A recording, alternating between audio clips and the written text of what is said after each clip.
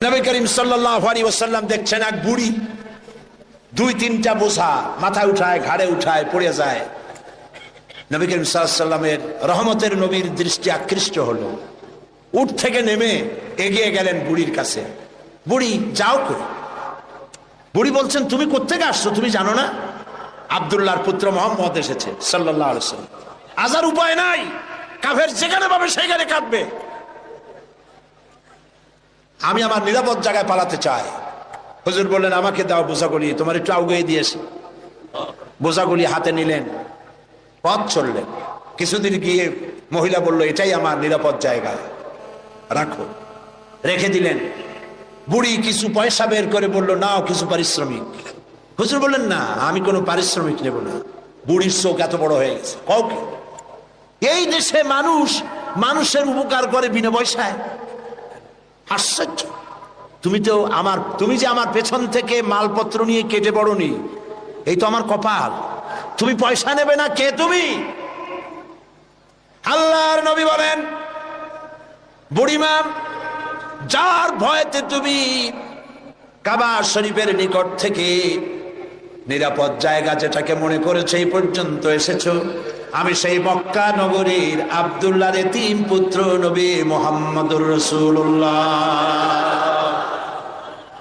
বুড়ি বলছেন, মুহাম্মদ সাল্লাল্লাহু আলাইহি ওয়াসাল্লাম তোমার বিরুদ্ধে নেতৃবৃন্দ এত বাজে কথা বলেছে, আমরা ভুল বুঝেছি।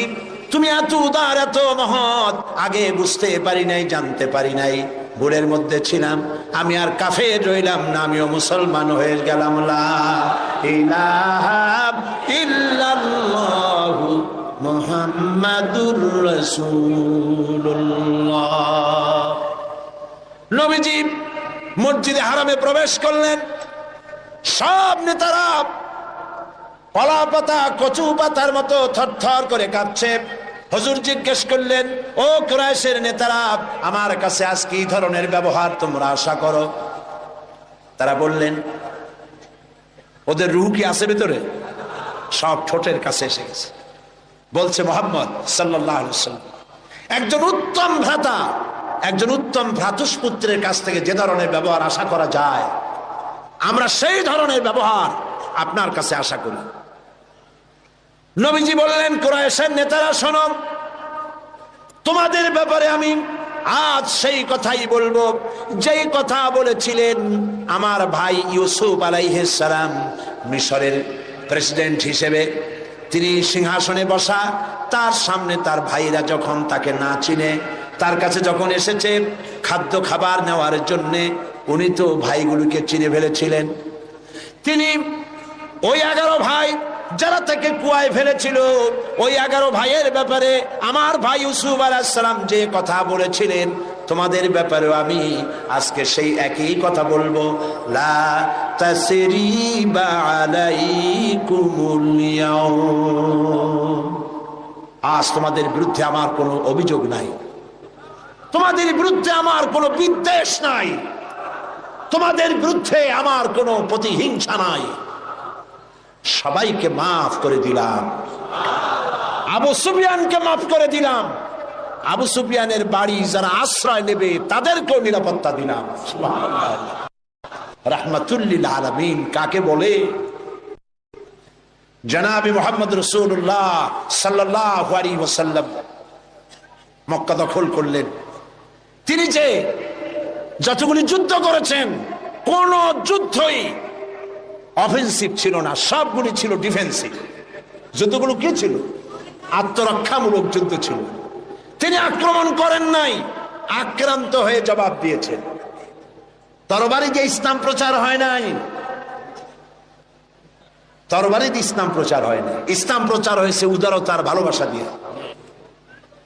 সেজন্যে বলতেছিলাম, নবী করিম সাল্লাল্লাহু আলাইহি সাল্লামের যত যুদ্ধ হয়েছে, কোন যুদ্ধ আক্রমণকারী তিনি ছিলেন না, আক্রান্ত হয়ে জবাব দিয়েছেন।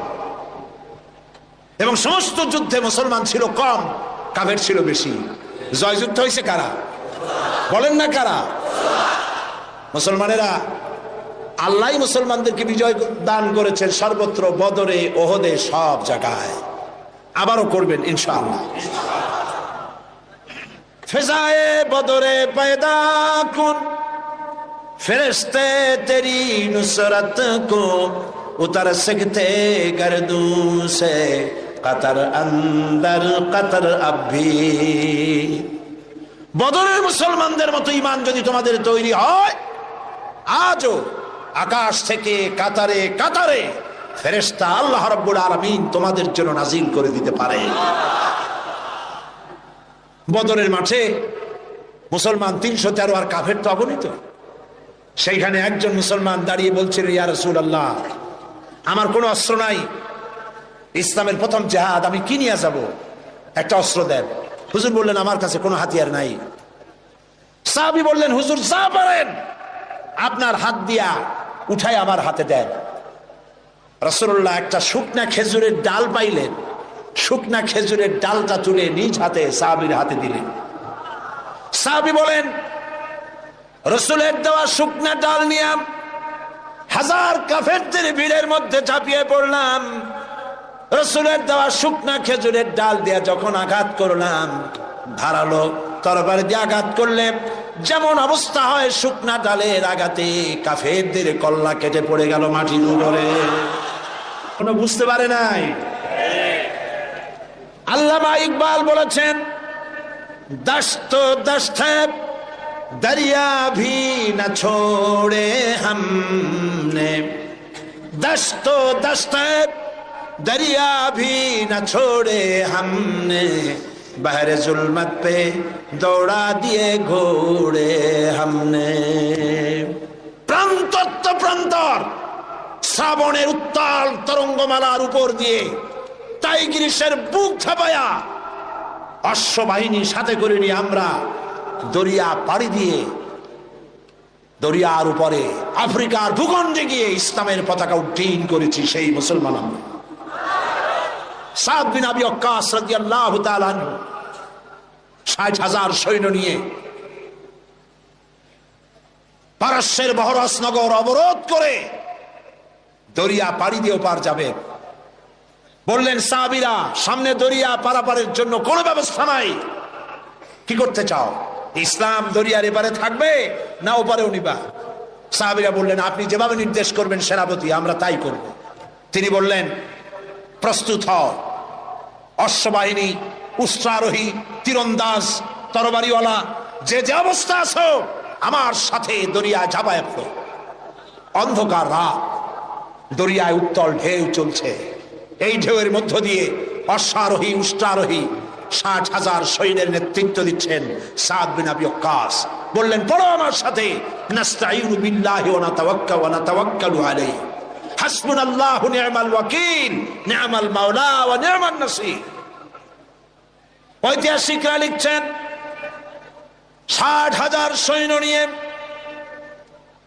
এই দরিয়া পাড়ি দিয়ে নদীর ওপারে চলে যাওয়ার পর তিনি জিজ্ঞেস করলেন, সবাই তোমরা এসেছো কিনা? রাতের আধারে সবাই বললেন, সবাই খোঁজ খবর নিয়ে গুনে দেখলেন একটা ঘোড়াও হারায় নাই, একটা উটও ডুবে যায় নাই, একজন মানুষ হারায় যায় নাই, একজন মানুষের হাতের তরবারিও দরিয়ার ঢেউ ছিটকায়া নেয় নাই।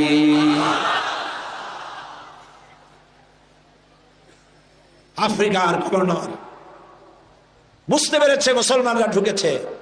সে তার সেনাপতিকে বলল, এই মুসলমানগুলির জায়গা করে দাও জঙ্গলের কাছে। জঙ্গলের ভিতরে যে সমস্ত হিংস্র প্রাণী আছে ওরাই খাইয়া শেষ করে দেবে, রাতের বেলায় যুদ্ধ করা লাগবে না, তাদেরকে ওখানে থাকতে দেওয়া হলো।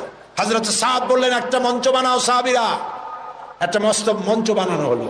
ইতিহাস শুনুন মুসলমান, আপনার জীবনের গৌরব উজ্জ্বল ইতিহাস মুসলমানরা ভুলে গেছে, যুবকরা ভুলে গেছে। আজকের যুবকরা চিন্তা করেছে তারা সূর্য সেনের উত্তরসূরি। আজকের যুবকরা মনে করছে তারা রবীন্দ্রনাথের উত্তরসূরি। ও মুসলমান, সূর্য সেনের উত্তরসূরি তোমরা নও, তোমরা শহীদ তীতমণির উত্তরসূরি, শাহজালালের উত্তরসূরি, খান জাহানের উত্তরসূরি, খালিদ বিন ওয়ালিদের উত্তরসূরি। মঞ্চের উপরে উঠে দাঁড়ালেন, মঞ্চ নির্মিত হয়ে গেল। হযরতে সাদ মঞ্চের উপরে দাঁড়িয়ে জঙ্গলের দিকে তাকিয়ে বললেন, লক্ষ্য করুন, আরে ভাই এত মানুষ, কারো তো পেশাব পায়খানা লাগতেই পারে, আপনারা পথ ছেড়ে দেন, তা না হলে আপনাদেরই অসুবিধা হবে। মঞ্চের উপরে দাঁড়িয়ে হযরতে সাদ বললেন, ইয়া আইয়াতুল হাসারাত ওয়াস সিবা নাহনু আসহাবু রাসূলুল্লাহ সাল্লাল্লাহু আলাইহি ওয়াসাল্লাম ফারজিউ ফাইন্না নাজিলুন ফামান ওয়াজাদনা বাদাহু কাতালনাহু। ও জঙ্গলের হিংস্র প্রাণীরা, শুনে রাখো, আমরা আল্লাহর নবী রাসূলুল্লাহর সাহাবী, এই এলাকায় ইসলাম প্রচারের জন্য এই এলাকায় এসেছি, আমরা এখানে রাত কাটাতে চাই। সুতরাং তোমরা যারা এই জঙ্গলের ভিতরে হিংস্র প্রাণী আছো, আমাদের নিরাপত্তার কারণে এই এলাকা ছেড়ে অন্যত্র চলে যাও। আমার এই ঘোষণার পরে যদি কোনো হিংস্র প্রাণী আমাদের সামনে পড়ে যায়, তরবারি দিয়ে ফয়সালা করা হবে। কাফেরেরা চিন্তা করলো, পাগলেরা কয় কি, মঞ্চ বানাইয়া বাঘ সিংহরে ওয়াজ করতেছে, একটা কথা হইল। কাফেরেরা দেখলো হযরতে সাদের বক্তৃতার পরে মানুষের চক্ষু বিস্ফারিত করে জঙ্গলের ভিতর থেকে সিংহের লাইনে সিংহ, বাঘের লাইনে বাঘ, সাপের লাইনে সাপ, যার যার আন্ডা বাচ্চা মুখে নিয়ে লাইন করে জায়গা ত্যাগ করে চলে গেল। সেই মুসলমান আমরা, আবার সেই দিন ফিরে আসতে পারে, ফিরে আসবে ইনশাআল্লাহ, বলি ইনশাআল্লাহ। মুসলমান জীবন দিতে জানে, জীবন দিতে জানে। মুসলমান তাদের ঈমান নষ্ট করতে পারবে না। আমরা আর কিছু পারবো না, এদেশে বসে দোয়া তো করতে পারবো না, তাও পারবো না কেন? দুদায়েব, চেচনিয়ার প্রেসিডেন্ট দুদায়েব, তিনি রাশিয়ার আক্রমণে যখন চেচনিয়া তছনছ হয়ে যাচ্ছিল, তখন তিনি একটা নিউজ ইন্টারনেটে পাঠিয়েছিলেন, দৈনিক ইনকিলাব পত্রিকায় সেই খবরটা ছাপা হয়েছিল। তিনি বলেছিলেন, ও পৃথিবীর মুসলমানেরা, রাশিয়া আমাদের মারতেছে, আমাদের খাবার নাই, পড়ার নাই, প্রতিদিন আমরা মরছি, তোমরা আমাদেরকে খাবার দিলে না, আমাদেরকে অস্ত্র দিলে না, আমাদেরকে টাকা দিলে না, আমাদেরকে কিচ্ছু দিলে না, আমাদের পক্ষে কথাও বললে না। ও পৃথিবীর মুসলমানেরা, আচ্ছা এইটুকুনু কি করতে পারো না যে গভীর রাত্রে 2 রাকাত তাহাজ্জুদের নামাজ পড়ে আল্লাহর কাছে 2টি হাত উঁচু করে এ কথাও কি বলতে পারো না যে আল্লাহ, ও আল্লাহ, তুমি তো সেই আল্লাহ যে বদরের মাঠে ফেরেশতা দিয়া সাহায্য করেছিলে, তুমি তো সেই আল্লাহ যে ফেরেশতা দিয়া ওহদে সাহায্য করেছিলে, ও আল্লাহ, তুমি দয়া করে সেই ফেরেশতাগুলি দিয়ে চেচনিয়ার মুসলমানদেরকে সাহায্য করো। ও পৃথিবীর মুসলমান, এটুকুনু কি করতে পারো না আমাদের জন্য? আজ আফগানের মুসলমানেরাও তাদের কথা, তাদের খবর ছড়ায় না, ওরা মারে এটা ছড়ায়, কিন্তু এরা কত মারে সেইটা বলার মতো, সেইটা নিউজ দেওয়ার মতো নিউজ মিডিয়াও তাদের হাতে নাই। তাদের সাহায্য করার জন্য আল্লাহ ছাড়া কেউ নাই। এই জন্য আজ প্রাণ ভরে দোয়া করতে হবে আফগানের মুসলমানদের জন্য। আমি বাংলাদেশের এক ছোট্ট ব্যক্তি, আল্লাহর এক নগণ্য গোলাম। আমি বিশ্বাস করি, মনে প্রাণে বিশ্বাস করি, আজ হোক কাল হোক, কাবা শরীফ ভাঙতে এসে আব্রাহার যে দশা করেছিলেন আল্লাহ, আফগানিস্তানের বুকে বুশের সেই দশা আল্লাহ করে দিবেন। বুশ হবে ইতিহাসের শেষ আব্রাহা ইনশাআল্লাহ।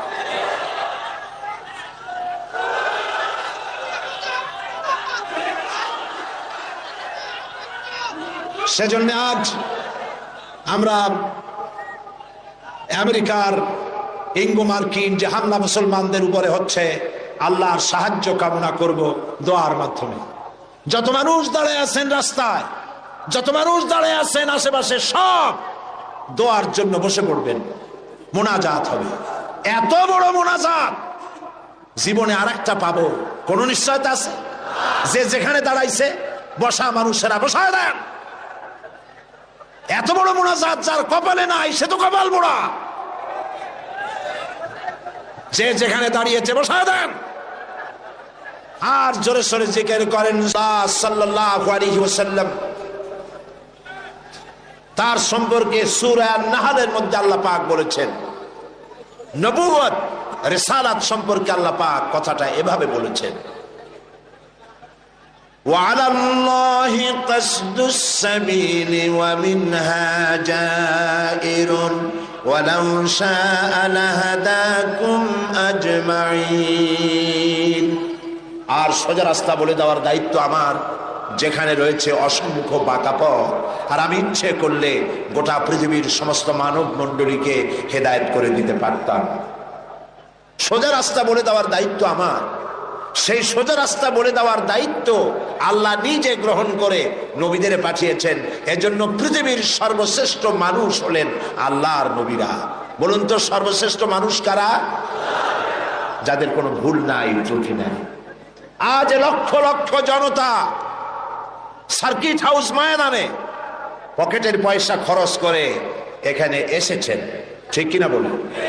বাস ভাড়া, ট্রাক ভাড়া দেওয়া হয়েছে, রিক্সা ভাড়া দেওয়া হয়েছে, মাহফিলের পরে খেতে দেওয়া হবে শিবির, এমন কোনো কথা বলেছে?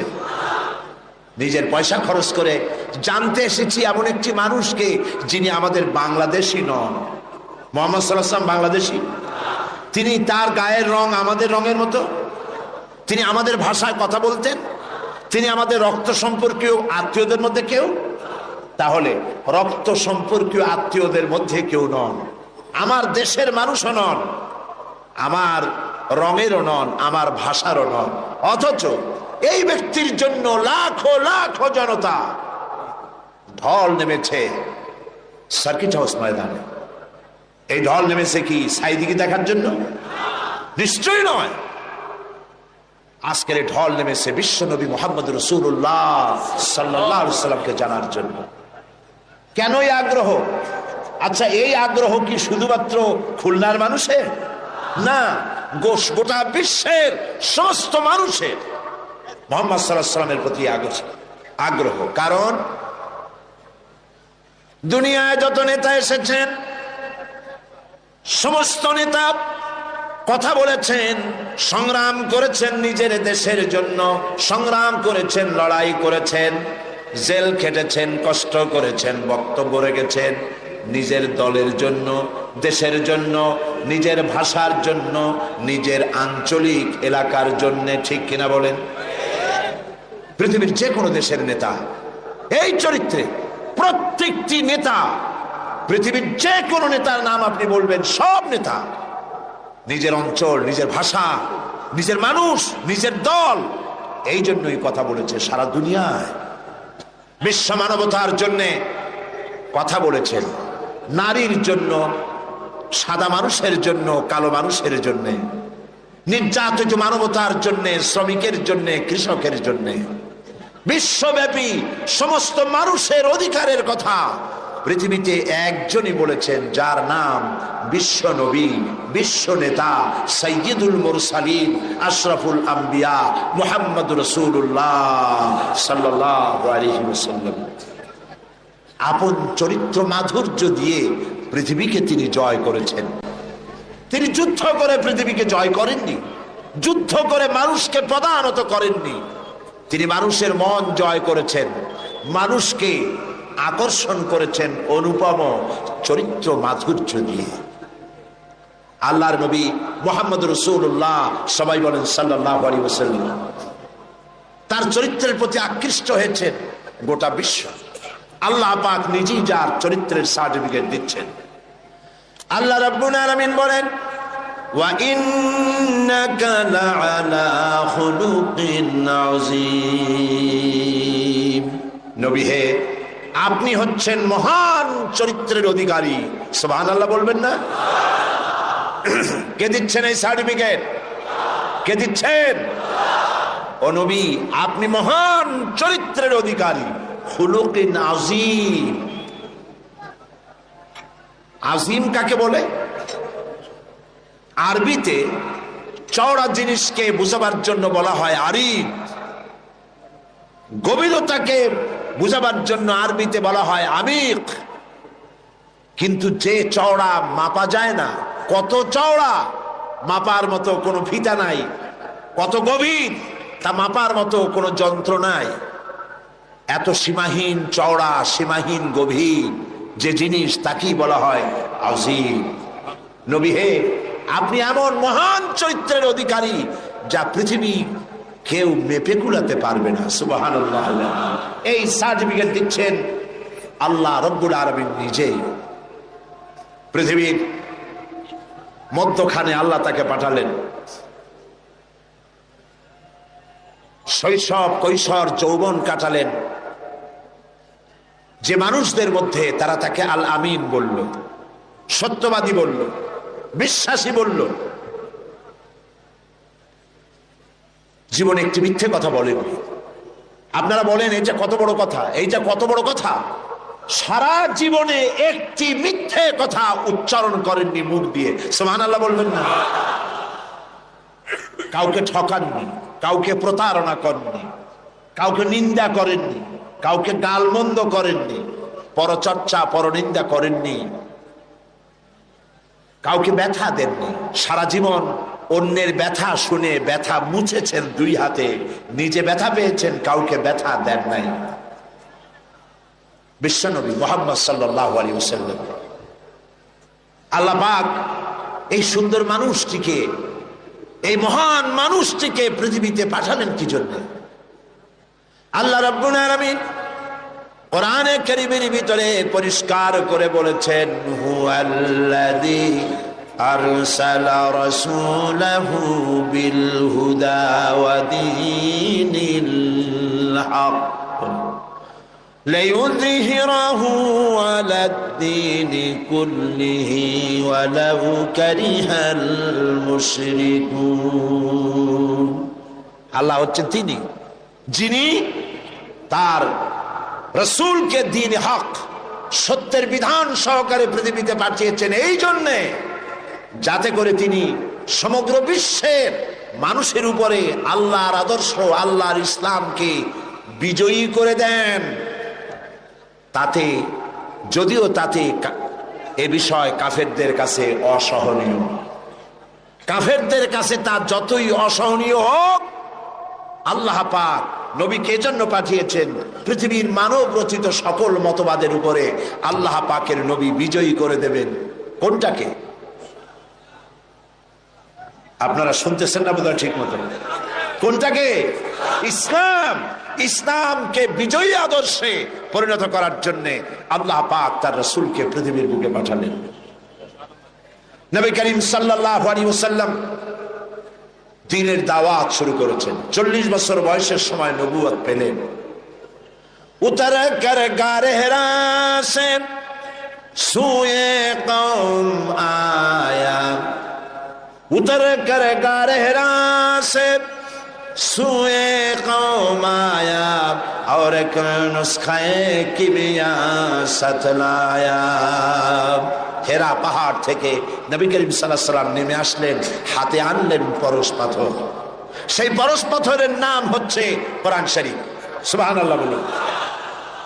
এই পরশ পাথরের সংস্পর্শে যারাই এলো, আল্লাহ রাব্বুল আলামিন তাদেরকে সোনা, লোহাগুলিকে সোনা বানায় দিলেন, কয়লার খণ্ডগুলিকে হীরক খণ্ডে পরিণত করে দিলেন। নবী করিম সাল্লাল্লাহু আলাইহি ওয়াসাল্লাম কাবা শরীফের পাশে বসে তেলাওয়াত করছেন। আবু জাহেল, আবু লাহাবরা, যারা মুহাম্মদ সাল্লাল্লাহু আলাইহি ওয়াসাল্লামকে বলতো আল আমিন, বলতো সাদেক, বলতো, তারা এখন আর এই সম্বোধন করতে রাজি নয়। তারা বুঝতে পেরেছে তাদের আদর্শের দিন শেষ, তাদের নেতৃত্বের দিন শেষ। মুহাম্মদ সাল্লাল্লাহু আলাইহি ওয়াসাল্লাম নতুন এক আদর্শ নিয়ে এসেছেন। এই আদর্শের কাছে যেন কেউ না যেতে পারে, সেই জন্য তারা বলল মুহাম্মদ সাল্লাল্লাহু আলাইহি ওয়াসাল্লাম পাগল হয়ে গেছে। বলেন নাউজুবিল্লাহ। নবী করিম সাল্লাল্লাহু আলাইহি ওয়াসাল্লামকে পাগল বলা হলো। রাসূলকে যদি পাগল বলা হয়, আঘাত লাগে কোথায়? আল্লাহর অস্তিত্বে আঘাত লাগে। ওরা মুহাম্মদ সাল্লাল্লাহু আলাইহি ওয়াসাল্লামকে পাগল বলল। আল্লাহ পাক জবাব দিলেন। আল্লাহ রাব্বুল আলামিন কাফিরদের এই গালির জবাবে আল্লাহ পাক শোনায় দিলেন, ওয়া মা সাহিবুকুম বিমাজনুন, তোমাদের সাথী পাগল নন। তোমাদের সাথী সারা জীবন তোমরা যার সাথে ছিলে, পাগলামির কি দেখলে? আসল পাগল কারা তা খুব শীঘ্রই প্রতীয়মান হবে, সকলের সামনে স্পষ্ট হবে। প্রিয় ভাই সব, হজের মৌসুম এলো, মুহাম্মদ সাল্লাল্লাহু আলাইহি ওয়াসাল্লাম কাবা শরীফের পাশে বসে তেলাওয়াত করছেন। তখনও তার নাম চতুর্দিকে ছড়ায় নাই। ওরা ছড়াচ্ছে পাগল বলে, জেনে ধরা রুগী বলে, কাহেন বলে, সাহের বলে, গণক, জাদুকর, পাগল, এই সব ছড়াচ্ছে। আর আল্লাহ পাক বলছেন, ওয়ারাফা'না লাকা যিকরাক, ওয়ারাফা'না লাকা যিকরাক, ও নবী, আপনার প্রশংসার দিগন্তকে বিশ্বব্যাপী উন্মোচিত করে দেব আমি আল্লাহ রাব্বুল আলামিন। দেখেন আল্লাহর হিকমত। নবীর নাম, তখন তো রেডিও নাই, ওই যুগটা চিন্তা করেন, রেডিও নাই, টেলিভিশন নাই, পত্রপত্রিকা নাই, ক্যাসেট নাই, ভিসিডি নাই, সিডি নাই, ভিডিও নাই। এক জায়গার খবর আর এক জায়গায় পৌঁছতে বহুদিন লেগে যায়। আল্লাহর কুদরত দেখুন প্রচারের। হজের মৌসুমে সিরিয়া থেকে, ওমান থেকে, ইয়েমেন থেকে, বাহরাইন থেকে, কুয়েত থেকে, চতুর্দিক থেকে লোকেরা এসেছে হজের মৌসুমে। মুহাম্মদ সাল্লাল্লাহু আলাইহি ওয়াসাল্লাম তেলাওয়াত করছেন কাবার পাশে বসে। আবু জাহেল তাবুতে তাবুতে গিয়ে বলছে, এই লোকেরা শোনো, আমাদের দেশে একটা জেনে ধরা রুগী, আপ পাগলা টাইপের লোক, নাম তার মোহাম্মদ। বলেন নাউযুবিল্লাহ। ও গালি দিয়ে শোনাচ্ছে, লোকটি পাগল হয়েছে। ওই যে দেখা যায় কি যেন পড়তেছে, তার কাছেও যাবে না, শুনবাও না কি বলে। এরা তো নাম জানতো না, আবু জাহেল নামটা শুনাই দিয়েছে। লোকেরা মনে করলো এরা হলো কুরাইশদের নেতা। পাগলের কাছে যেতে নিষেধ করেছে, কি বলে তা শুনতে নিষেধ করেছে। ঠিক আছে, শুনবো না। কানের মধ্যে 2 আঙ্গুল ঢুকাই দিছে, কিন্তু পাগলটা কেমন তা তো একটু দেখে আসে। এরা পাগল দেখতে গিয়েছে। কাবার পাশে এসে নবীজির চেহারা মোবারকের উপরে যখন নজর পড়েছে, নিজেদের মুখ থেকে বেসাখতা স্বগতোক্তি নিজেদের মুখ থেকে বেরিয়ে গেল, পাগল কি এত সুন্দর হয়? আমরা তো পাগল দেখেছি আমাদের দেশে, মাথার চুল থাকে উস্কো খুস্কো, দাঁতে থাকে ময়লা, জামার বোতাম নিচেরটা থাকে উপরে, কাপড় চোপড় অবিন্যস্ত। পাগল তো আমরাও দেখেছি। এত সুন্দর মানুষ, তা কি কোনোদিন পাগল হতে পারে? কত সুন্দর! যার কথা আপনারা শুনতে এসেছেন, গৌতম বুদ্ধ বলেন, শ্রীকৃষ্ণ বলেন, কনফুসিয়াস বলেন, জরথুস্ট বলেন, গুরু নানক বলেন, পৃথিবীর কোন নেতার জীবন ইতিহাস ঐতিহাসিক ভিত্তি নাই। জীবনের 2-4টা ঘটনা আছে মাত্র, আর কিছু নাই। টেস্ট করুন, পড়েন, পড়াশোনা করেন। পৃথিবীর যত নেতা আছে, সমগ্র জীবনের কাহিনী খুঁজে পাওয়া যাবে না। একমাত্র নবী মুহাম্মদ রাসূলুল্লাহ প্রাণ ভরে পড়েন সাল্লাল্লাহু আলাইহি ওয়াসাল্লাম, যার জন্ম ধাত্রী মাতা। জন্ম কেমনে হলো? ধাত্রী মাতা, লালন পালন, শৈশব, কৈশোর, যৌবন, বিবাহ, হিজরত, নবুয়ত, যুদ্ধ বিগ্রহ, কেমনে হাসি দিতেন, কেমনে কথা বলতেন, মাথার চুল, মুখের দাড়ি কয় গাছ পেকেছিল, কত গাছা কাঁচা ছিল, কিভাবে খানা খেতেন, কিভাবে টয়লেটে যেতেন, কিভাবে স্ত্রীর সঙ্গে সম্পর্ক রক্ষা করতেন, কিভাবে বাচ্চাদের সাথে ব্যবহার করতেন, কেমনে রাষ্ট্র চালাতেন, কেমনে যুদ্ধ করতেন, ছোট্ট তুচ্ছ জিনিস থেকে শুরু করে রাষ্ট্র পরিচালনা পর্যন্ত জীবনের সব কথা লিপিবদ্ধ হয়েছে। পৃথিবীতে এমন একজনও নাই, একজনই আছেন, জনাবে মুহাম্মদ রাসূলুল্লাহ সাল্লাল্লাহু আলাইহি ওয়াসাল্লাম। শামাইলে তিরমিজি বাংলা হয়ে গেছে। মেহেরবানি করে পড়েন, মেহেরবানি করে পড়েন, পড়ে দেখুন রাসূলুল্লাহর জীবনে কেমনে খানা খাইতেন, কেমনে হাঁটতেন, কেমনে বসতেন, কেমনে হাসতেন, কেমনে কাঁদতেন, সব লিপিবদ্ধ হয়েছে, কোনো কথা বাদ পড়ে নাই। সুবহানাল্লাহ। কারণ পৃথিবীর নেতারা তাদের জীবন দুই ভাগে বিভক্ত, একটা হচ্ছে পার্সোনাল লাইফ, আর একটা হচ্ছে প্রাইভেট, কি বলে, public life. Public character, personal character, চরিত্রটা দুই রকম, ব্যক্তিগত চরিত্র আর মানুষের সামনে দেখাবার মতো আরেকটা চরিত্র। নবী করিম সাল্লাল্লাহু আলাইহি ওয়াসাল্লামের চরিত্র এরকম ছিল না। কোন নেতা এই সাহস করবে না তার স্ত্রীকে বলার, স্ত্রীর কাছেই তার স্বামীর সমস্ত দুর্বলতা স্ত্রীর জানা থাকে। কথা ঠিক কিনা? কে সাহস করবে তার ড্রাইভারকে বলবে, তার স্ত্রীকে বলবে, তার বন্ধুদেরকে বলবে, আমার ছাত্র জীবন থেকে শুরু করে এই পরিণত বয়স পর্যন্ত যা যা যেখানে যা করেছি দিনে রাত্রে সব বলে দাও মানুষের কাছে? পারবে না।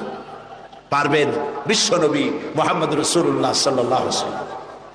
আল্লাহর নবী সাহাবায়ে কিরামদের বলেছেন, ও আমার সাহাবীরা, দিনের আলোতে আমার ভিতরে যে আচরণ তোমরা দেখতে পাও, রাতের আধারে আমার ভিতরে যে আচরণ তোমরা দেখতে পাও, ও আমার স্ত্রীরা, রাতের আধারে কপাট বদ্ধ রুমের ভিতরে আমার যে আচরণ দেখতে পাও, বদ্ধ দরজার বাইরে দিনের বেলায় রাতের বেলায় যে আচরণ আমার দেখতে পাও, যে চাল চলন দেখতে পাও, সবকিছু খুলে খুলে মানুষের সামনে বলে দাও। এরকম আসতে কইলেন সুবহানাল্লাহ। এই হলেন বিশ্বনবী, এই হলেন বিশ্বনবী। ফাইনা তাযহাবুন, ও মুসলমানেরা, আসল নেতা থুইয়া কোন নেতার পিছনে দৌড়াও? হায় রে কপাল পোড়া মুসলমান, তোমার নেতা আমার নেতা, সাতামাতা সাতামাতা এইসব মানুষে কয়। তোমার নেতা আমার নেতা বিশ্বনবী মুস্তাফা সাল্লাল্লাহু আলাইহি ওয়াসাল্লাম। চিল্লায় বলো, তোমার নেতা আমার নেতা কে?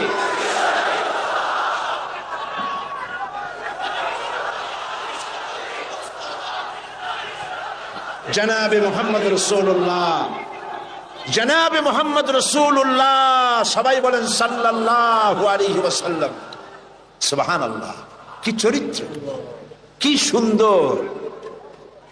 হযরত আনাস রাদিয়াল্লাহু তাআলা আনহু 8.5 বছরের কিশোর, একেবারে বাচ্চা না, 8.5 বছরের কিশোর মুহাম্মদ সাল্লাল্লাহু আলাইহি ওয়াসাল্লামের খেদমতে নিয়োজিত হয়েছেন। আপনারাই বলেন, 8.5 বছরের ছেলে, সে কি সব কথা বোঝে? তারা যদি বলা হয় গরম পানি আনো, সে তো ফ্রিজের পানি নিয়ে আসবে, বুঝতে পারবে না। স্যান্ডেল আনো, আনবে জুতা। বিছানা বিছাও, বিছানা উঠায় থবে। ছোট্ট মানুষ তো, ভুল হইতেই পারে। সে আনাস রাদিয়াল্লাহু তাআলা আনহু কি বলছেন রাসূল সম্পর্কে, আহারে।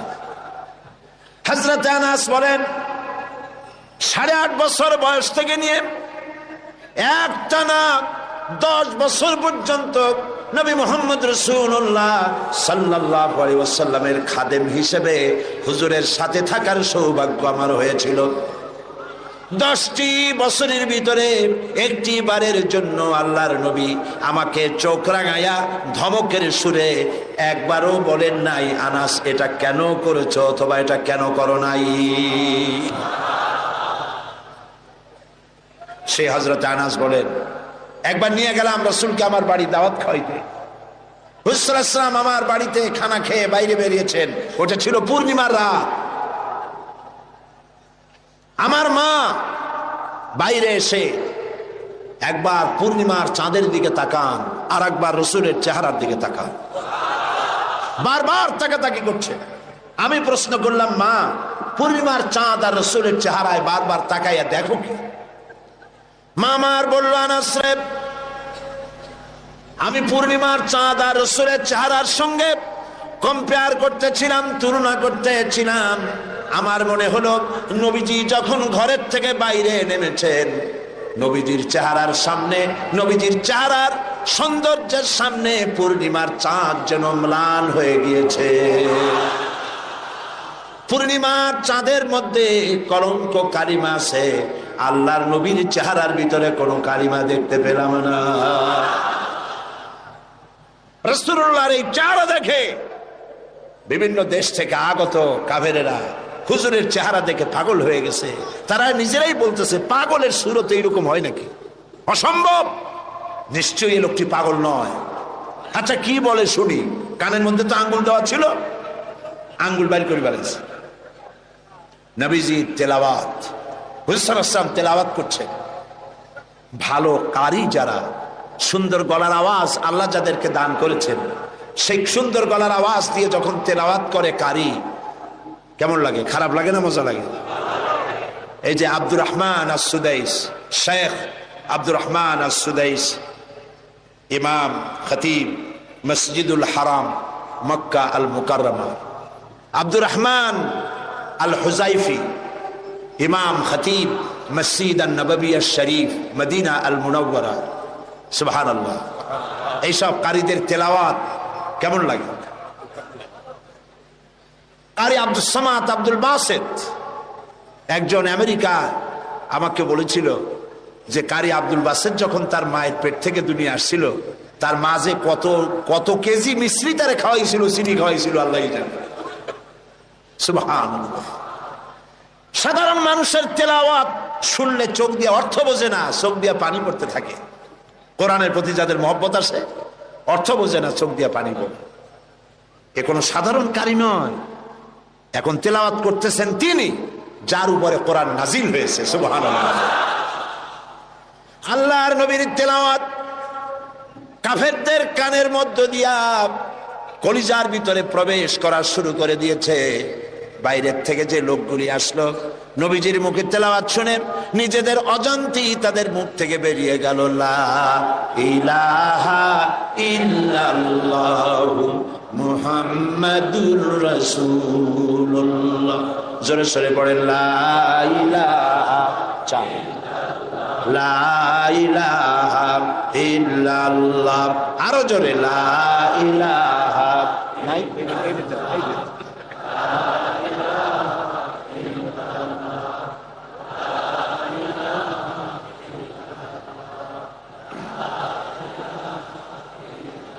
লা ইলাহা ইল্লাল্লাহু মুহাম্মাদুর রাসূলুল্লাহ। নবী করিম সাল্লাল্লাহু আলাইহি ওয়াসাল্লামের অনুপম চরিত্র মাধুর্যের মধ্য দিয়ে ইসলামের দাওয়াত ছড়িয়ে পড়ল সবখানে। সিরিয়া, কুয়েত, কাতার, বাহরাইন, মিশর সব দিকে ছড়িয়ে পড়তে লাগলো। কাফেরেরা বাধার বিন্ধ্যাচল সৃষ্টি করলো। তারা নেতৃত্ব দিতে চাইলো, রাসূলুল্লাহ নেতৃত্ব নেন নাই। আবু তালেব বলেছিল, আবু তালেবের তারা কি বলেছিল, মুহাম্মদ সাল্লাল্লাহু আলাইহি ওয়াসাল্লামকে শুধু একটা প্রস্তাব দেন, সোনা দানা সুন্দরী নারী যা চায় সব দেব, তবু যেন লা ইলাহা ইল্লাল্লাহ এই দাওয়াতটা যেন না দেয়। তাহলে বোঝেন লা ইলাহা ইল্লাল্লাহ কত কি বিপ্লবাত্মক কথা। আমরা বুঝি না বলে আমাদেরকেও অ্যাকশন করে না, যারা শোনে না, যারা শোনে তাদের মধ্যেও অ্যাকশন করে না। মুহাম্মদ সাল্লাল্লাহু আলাইহি ওয়াসাল্লামের কাছে যখন এই প্রস্তাব গেল, এই প্রস্তাব তিনি মেনেছিলেন? মেনেছিলেন? আল্লাহর নবী বলেছিলেন, চাচা আবু তালেব নেতৃবৃন্দকে শুনিয়ে দেন, সোনা দানা টাকা পয়সা তো দূরের কথা, যেটা তারা দিতে পারবে না, তাও যদি তারা দিতে পারে আকাশের ওই সূর্যটা এনে যদি ওরা মুহাম্মদ সাল্লাল্লাহু আলাইহি ওয়াসাল্লামের হাতে, ডান হাতে উঠায় দেয়, আকাশের ওই পূর্ণিমার চাঁদটা ধরে এনে ওরা যদি মুহাম্মদ সাল্লাল্লাহু আলাইহি ওয়াসাল্লামের বাম হাতে তুলে দেয়, এর বিনিময় আল্লাহর নবী মুহাম্মদ রাসূলুল্লাহ সাল্লাল্লাহু আলাইহি ওয়াসাল্লাম এক মুহূর্তের জন্য তাওহীদের দাওয়াত বন্ধ করে দেবে না। আমি এসেছি পৃথিবীর বুকে ইসলামকে বিজয়ী করার জন্য। আল্লাহ পাক তার রাসূলকে সাহায্য করলেন, 13 বছর মক্কায় থেকে লোক তৈরি করলেন। বন্ধুরা, ইসলাম শুধু নামাজ, রোজা, হজ, যাকাত সর্বস্ব নয়। ইসলাম কমপ্লিট কোড, এটা হলো পূর্ণাঙ্গ জীবন বিধান যা মানুষের জীবনের সবটাকে কন্ট্রোল করে। এটা বুঝতে চায় না ধর্ম নিরপেক্ষবাদীরা। আল্লাহ তৈরি করেছেন ইসলাম, শয়তান তৈরি করেছে সেকুলারিজম। ধর্মনিরপেক্ষ মতবাদ কে তৈরি করেছে? জোরে বলেন, কে করেছে? শয়তান তৈরি করেছে। আর আল্লাহ সৃষ্টি করেছেন, তৈরি করেছেন মানবতার কল্যাণের জন্য ইসলাম। সমস্ত নবীদেরকে আল্লাহ পাক কিসের উপরে পাঠাইছেন? কি প্রচার করতে পাঠাইছেন বলেন? জবাব দেন, কি প্রচার করতে পাঠিয়েছেন? ধর্ম নিরপেক্ষ মতবাদ প্রচার করতে আল্লাহ যে নবীকে পাঠাইছেন সেই নবীর নাম কোন? কোন নবীকে পাঠাইছেন? ধর্ম নিরপেক্ষ মতবাদ প্রতিষ্ঠার জন্য পৃথিবীতে এসেছে শয়তান। কে এসেছে? চিল্লায় বলেন। কাজী ওদের কাছে ধর্ম হলো বিপদ, ধর্ম নিরপেক্ষ মতবাদীদের কাছে ধর্ম হলো বিপদ। আর ইসলাম মানবতার কল্যাণ সাধনে পৃথিবীতে ইসলাম এসেছে।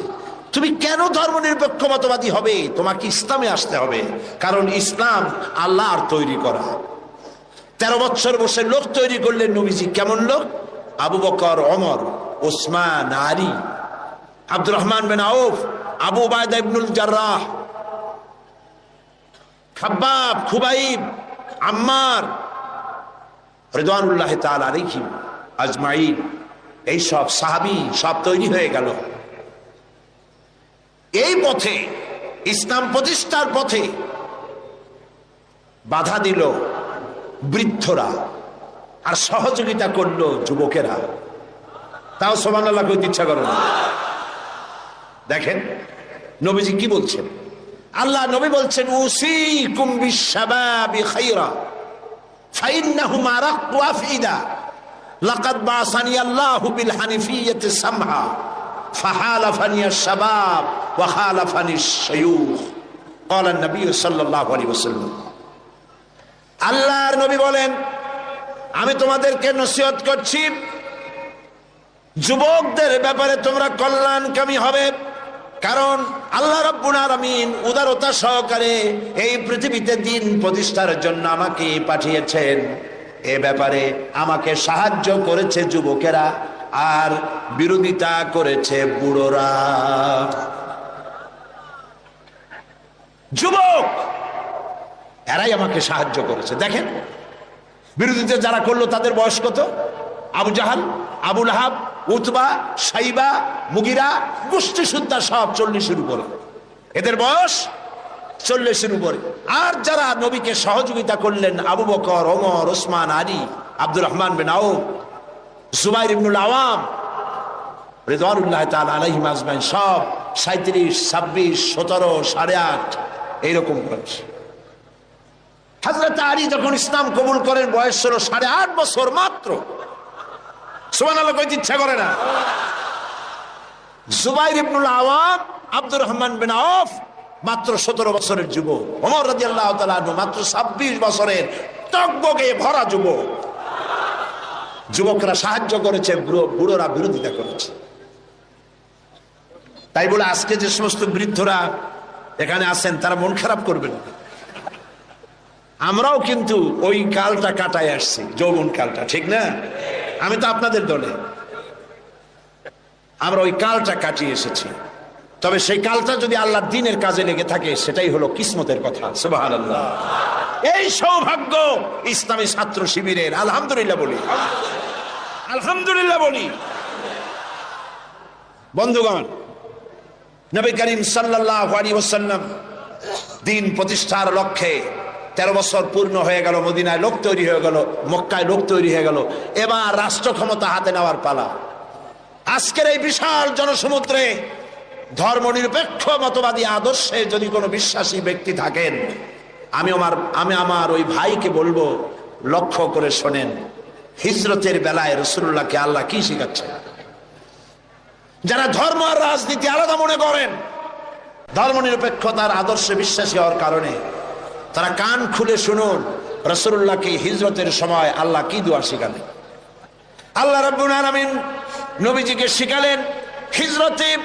নবীজিকে শিখানো হলো, রব্বি আদখিলনি মুদখালা সিদকিন ওয়া আখরিজনি মুখরাজা সিদকিন ওয়াজআলনি মিন লাদুনকা সুলতানান নাসীরা। আয় আমার রব, আমাকে সত্যের সাথে প্রবেশ করাও, সত্যের সাথে আমাকে বের করো, আর সুলতানে নাসির আমার হাতে দাও। সুলতানে নাসির দুনিয়ার সব মুহাদ্দিসিন মুফাসসিরিনে কেরাম একমত, সুলতানে নাসির মানে রাষ্ট্রীয় পাওয়ার। আয় আল্লাহ, তুমি আমাকে রাষ্ট্রীয় পাওয়ার হাতে দাও, রাষ্ট্র ক্ষমতা দাও। রাষ্ট্রীয় ক্ষমতা হাতে পেলেই জনগণকে ভালো বানানো যায়, শুধু নসিহত করে মানুষকে ভালো বানানো যায় না। ঠিক কিনা বলেন? ঠিক কিনা বলেন? রাষ্ট্রীয় ক্ষমতা হাতে থাকতে হয়। রাষ্ট্রীয় ক্ষমতা যদি ভালো মানুষের হাতে থাকে মানুষ ভালো হয়, খারাপ মানুষের হাতে থাকলে মানুষ খারাপ হয়ে যায়। কারণ উপরের পানি নিচে নামে, নিচের পানি কখন উপরে যায় না। রাষ্ট্রের হুকুম মতোই তো দেশ চলে। এই রাষ্ট্রীয় ক্ষমতায় যারা থাকে তারা যদি সন্ত্রাসী না হয়, জনগণ সন্ত্রাসী হইতে পারে না। রাষ্ট্রীয় ক্ষমতায় যারা থাকে তারা যদি দুর্নীতিবাজ না হয়, তাহলে জনগণও দুর্নীতিবাজ হইতে পারে না। রাষ্ট্রীয় ক্ষমতায় ভালো মানুষ যদি যায় তাহলে দেশ ভালোভাবে চলতে পারে। ঠিক কিনা? আল্লাহর নবী আরো বলেছেন, আকাশের অসংখ্য তারকা পুঞ্জের ভেতরে পূর্ণিমার চাঁদের যে মর্যাদা, আল্লাহ রব্বুল আলামিনের নবী বলেন আমার উম্মতের মধ্যে আমার উলামাদের সেই মর্যাদা। এদেশে ইসলাম, সততা, চরিত্র, দ্বীন, ঈমান যতটুকু টিকে আছে তা আলেমদের কারণে, হক্কানি পীর বুজুর্গদের কারণেই তা টিকে আছে। সুবহানাল্লাহ বলেন, আলহামদুলিল্লাহ বলেন। ইসলামী আন্দোলন, আলেম ওলামা, পীর বুজুর্গ, মাদ্রাসা, মসজিদ, এরা এদেশের ঈমান, আমান, চরিত্র, দ্বীন, আমানতদারি, টুপি, দাড়ি এরাই টিকায় রাখছে। আলহামদুলিল্লাহ বলেন। সেজন্য ভাইরা, নবী করিম সাল্লাল্লাহু আলাইহি ওয়াসাল্লাম পৃথিবীতে এসেছিলেন দ্বীন প্রতিষ্ঠার জন্য। কাফেরেরা বরদাস্ত করতে পারে নাই। তারা চেয়েছে আল্লাহর দ্বীনকে দুনিয়া থেকে মিটায় দেবে। ওরা চায় দ্বীন মিটায় দেবে, আল্লাহ চান দ্বীন প্রতিষ্ঠা করবেন। কথা টিকবে কার? বলেন টিকবে কার? আল্লাহ রাব্বুল আলামিনের কথাই টিকবে। কালিমাতুল্লাহি হিয়াল উলিয়া, আল্লাহর কথাই সর্বোচ্চ থাকবে। আল্লাহ রাব্বুল আলামিন কোরআনে কারীমের মধ্যে বলে দিয়েছেন, ওয়ালা তাহিনু ওয়ালা তাহজানু ওয়া আনতুমুল আলাউনা ইন কুনতুম মুমিনিন। কোনো ভয় নাই, কোনো চিন্তা নাই, যদি তোমরা মুমিন হও আমি আল্লাহ রাব্বুল আলামিন তোমাদেরকে জয়ী করে দেব। বিজয় তোমরাই লাভ করবে। নবী করিম সাল্লাল্লাহু আলাইহি ওয়াসাল্লাম হিজরত করলেন, মক্কা শরীফ থেকে মদিনায় চলে এলেন। তিনি আজ মদিনা স্টেটের প্রেসিডেন্ট। সুবহানাল্লাহ বলেন। রাতের আধারে এসেছেন, রাতের আধারে এসেছেন, একজন মানুষ সাথে নিয়ে। আজ রাসূলুল্লাহ প্রেসিডেন্ট, বদরের বিজয় হয়েছে, ফতে মক্কার সময় এসেছে, রাসূলুল্লাহ মক্কা দখলের জন্য যাচ্ছেন। সাথে আজ কত লোক? 10,000। কয় হাজার? 10,000 সেনাবাহিনী সাহাবীদের সাথে নিয়ে চলেছেন। হাতে 10,000 তরবারি চকমক করছে। মক্কার পাশে এসে যখন পৌঁছে গেছেন, আরে যে ব্যক্তি রাতের আধারে একজন মানুষ সাথে নিয়ে আত্মগোপন করে মদিনায় এলেন, আল্লাহ তাকে আজকে প্রেসিডেন্টের বেশে মক্কায় পৌঁছায় দিচ্ছেন। সুবহানাল্লাহ। আল্লাহকে বিশ্বাস করো। ইউসুফ আলাইহিস সালামকে যারা কুয়ার মধ্যে ভালাইছিল, কারা ভালাইছিল? ভাইরা। কুয়ার মধ্যে যারা ভালাইছিল তারা তো মনে করেছিল কুয়ায় ভালাই দিছি, এটা মরণ কুয়া। কিন্তু ওরা তো জানে না এটা